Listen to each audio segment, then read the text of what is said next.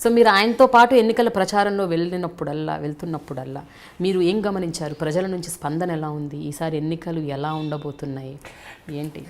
కేసీఆర్ ఏం చేసినా తెలంగాణ కోసం చేస్తాడు అనేది ఒకటి.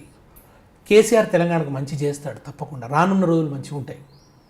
కేసీఆర్ అన్యాయం చేయడు. కేసీఆర్ కేవలం తన వ్యక్తిగత ఆకాంక్షలు, క్షుద్రమైన వాంఛలకు లోబడి ఉండడు. డెఫినెట్గా విశాల దృక్పథంతో ఆలోచిస్తాడు అనే విశ్వాసం ప్రజల్లో ఉంది.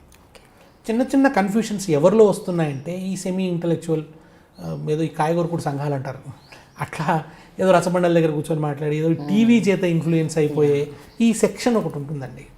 ఈ సెక్షన్కి రియలిస్టిక్ అప్రోచ్ అనేది ఉండదు. వాళ్ళదైన ఒక ఉటోపియన్ దాంట్లో వాళ్ళు ఉంటుంటారు. చాలాసార్లు స్వీయ మానసిక ధోరణి ఉంటుంది. వీటిలోంచి వచ్చేటువంటి విమర్శ ఉంటాయి. చాలా పెద్ద ఆదర్శాలు మాట్లాడతాం, కానీ ఆ ఆదర్శాలకు తగిన వాతావరణం కూడా ఉండాలి కదా. గాంధీజీ లాంటి వాడు కూడా చాలాసార్లు రాజీ పడాల్సి వచ్చింది, చాలాసార్లు మార్చుకోవాల్సి వచ్చింది పంత. ఎందుకంటే అది సోషల్ రియాలిటీ, వాటిని బట్టి కూడా వెళ్ళాల్సి ఉంటుంది. కనుక ఇవన్నీ తెలియని వాళ్ళు, సిస్టమ్ లోతుపాతులు ఇవన్నీ తెలియని వాళ్ళు ఏవేవో విమర్శలు, కొంత బయాస్డ్ చాలామంది. బట్ అవి నష్టం కలిగించి అవి ఓట్లుగా మారవా? దాని శాతం తక్కువ అండి. మేము ఈ మేలు పొందినాం, మాకు ఈ ఊరట వచ్చింది, మేము కృతజ్ఞతతో ఉన్నాం అనే ప్రజలు ఎక్కువ మంది కనిపిస్తారు. మీ అంచనా ఏంటి? ఎన్ని సీట్లు కైవసం చేసుకుంటుంది అనుకుంటున్నారు టీఆర్ఎస్? అంటే చాలామందికి అర్థం కాని విషయం నేను అనుకుంటున్నది ఏంటంటేనండి, ఈ పైన జరుగుతున్న ప్రచారం నేను ఇంతకుముందు చెప్పినటువంటి వీటికి సంబంధించిన ప్రాధాన్యత ఎక్కువ దొరుకుతుంది, కానీ సామాన్య జనులు చాలా స్పష్టతతో ఉన్నారు. వాళ్ళంతా ఏకపక్షంగా ఉన్నారండి. డెఫినెట్గా ఏంటంటే అది ఒక పెద్ద వేవ్ లాగానే ఉంటుంది. 80 దాటడం ఖాయం. సో మళ్ళీ ప్రభుత్వం ఏర్పాటు అవుతుంది, మళ్ళీ దేశపతి శ్రీనివాస్ గారు మళ్ళీ ఓఎస్డీగా వెళ్ళటం ఖాయం. ఓఎస్డీగా ఉంటానా, ఏ పాత్ర నిర్వహిస్తానా అన్నది వేరు, ఏ పాత్ర నిర్వహిస్తానన్నది వేరు. ఒక్కటి మాత్రం నిజమండి, తెలంగాణ నీళ్ల కోసం చాలా ఆరాటపడ్డది. కేసీఆర్ అనే ఒక అవతారం, దానికి సార్థకత ఏమిటి అని నేను అనుకుంటున్నానంటే తెలంగాణ సాధించడం, దానికి ఒక రాజకీయ నాయకత్వం వహించడం ఒకటైతే ఈ తెలంగాణ సస్యశ్యామలం కావడం. ఒకసారి ఆ కాళేశ్వరం నీళ్లు, ఆ పాలమూరు ఎత్తిపోతల, డిండి, సీతారామ ఇవన్నీ పూర్తయిపోయి తెలంగాణ రైతులలో ఒక గొప్ప సంతృప్తి వస్తే, ఒకసారి కోనసీమ లాంటి వాతావరణం ఆ తెలంగాణ అంతా కూడా కనబడి, ఆ పచ్చని చేలు కనబడితే చేసిన ఉద్యమం ఏదో వలసపోయిన పాలమూరు లేబర్ తిరిగి వచ్చి, నేను మొన్న నాగర్ కర్నూలు వెళ్ళానండి. ఆడపిల్లలు అక్కడ కాలువలు పోతూ ఉంటే కాలువల్లో చున్నీలతో చేపలు పడుతున్నారు.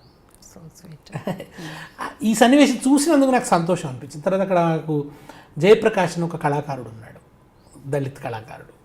అతను నాకు చెప్పింది ఏంటంటే, మాకు 19 ఏళ్ల తర్వాత మా పొలంలో వరి పండింది, అది మెట్ట పొలం. ఎప్పుడో నా చిన్నప్పుడు చూసినా, మళ్ళీ ఇప్పుడు చూసిన పొలంలో మా ఎడ్ల బండి మాకు లేదు. ఇప్పుడు మా నాయన మంచి పండుతుందని చెప్పి ఎడ్ల బండి వేయించిండు. ఎన్నాళ్లకు ఎడ్ల బండి భర్తీ నింపుకొచ్చాను అని ఒకచోట ఆ పాటలో కూడా రాసినాను నేను.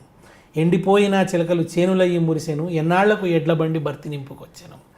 చేపలు ఇవాళ అక్కడ తక్కువ ధరకు దొరుకుతున్నాయి, 50 రూపాయల కిలో చేపలు దొరికేటువంటి పరిస్థితి వచ్చింది.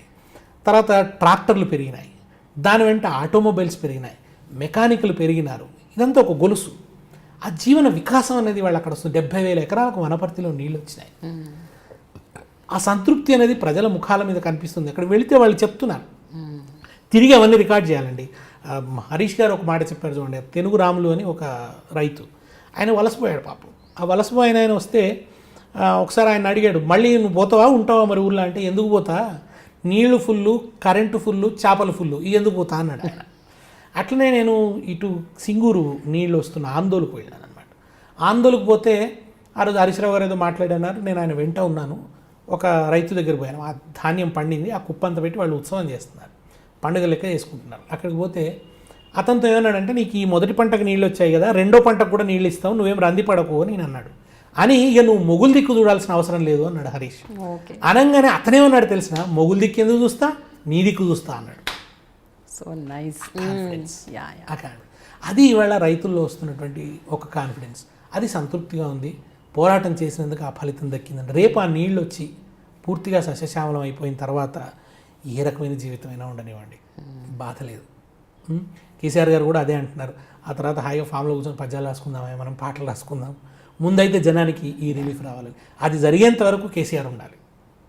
For more videos, subscribe to iDream. ఐ డ్రీమ్ను సబ్స్క్రైబ్ చేయండి. and loads of fun entertainment and content, do watch iDreams. Do subscribe iDream Media. దయచేసి ఐ డ్రీమ్స్కి మీరు సబ్స్క్రైబ్ చేయాల్సిందిగా నేను కోరుతున్నాను. I am Dr. Nayak, DT Nayak. For more videos, please subscribe to iDream. Please subscribe iDream News. Please subscribe iDream. Please subscribe iDreams. మీరు చూస్తున్నారు iDream News.